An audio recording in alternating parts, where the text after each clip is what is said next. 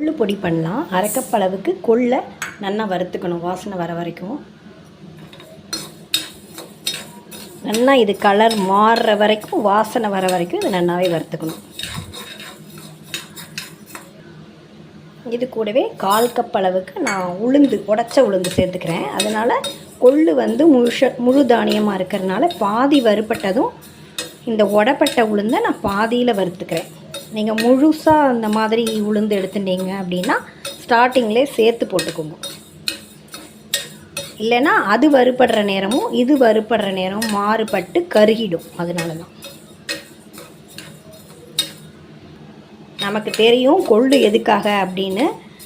இது வந்து கோல்டு இருக்கிறவங்களுக்கு கோல்டை போக்கும். அதாவது ரொம்ப தீவிரமாக சளியெல்லாம் இருக்கிறத படிப்படியாக குறைக்கும். கொள்ளில் ரசம் பண்ணி சாப்பிடும்போது அதே பொடியாக நம்ம பண்ணி வச்சுக்கும்போது டெய்லியே சாப்பிட்டுக்கலாம்.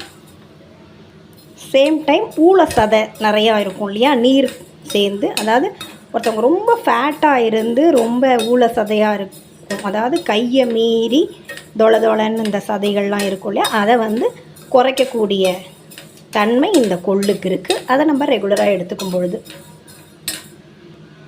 நீங்களே வந்து உடம்பு குறைக்கிறேன்னு யூடியூப் பார்த்து யாரோ ஒரு குட்டி பையன் என்னென்னமோ பண்ணி ரொம்ப இதுவாக போய் கடைசியில் உயிருக்கு ஆபத்தாகப்படுதான். ஸோ இருக்கிறபடி அப்படியே ஃபாலோ பண்ணிக்கோங்க.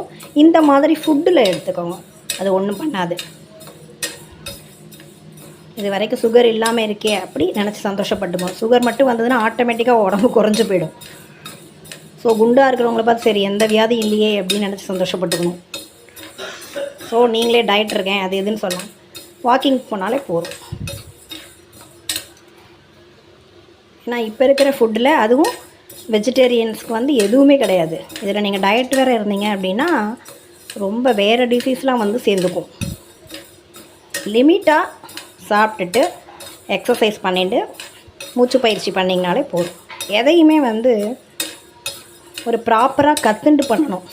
அப்படி இல்லைன்னா பல விளைவுகள்லாம் சந்திக்க வேண்டியதாக வரும். வறுத்தாச்சு, இதை ஆற வச்சுக்கிறேன்.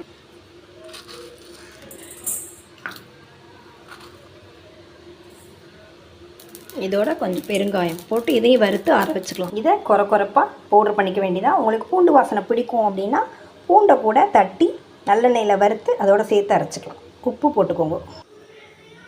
அரைக்கும்போது கொஞ்சம் உப்பும் மஞ்சப்பொடியும் போட்டுக்கோங்க. சாதத்தில் மிக்ஸ் பண்ணிக்கலாம், நல்லெண்ணெயோ நெய்யோ விட்டு. இதையே நீங்கள் ஃபுல்லாக கொள்ளுப்பொடி சாதமாக பண்ணணுன்னா நல்லெண்ணெயில் கடுகை தாளித்து கொஞ்சம் வெங்காயம் போட்டு வதக்கிட்டு இந்த பொடி போட்டு சாதத்தில் மிக்ஸ் பண்ணிக்கலாம்.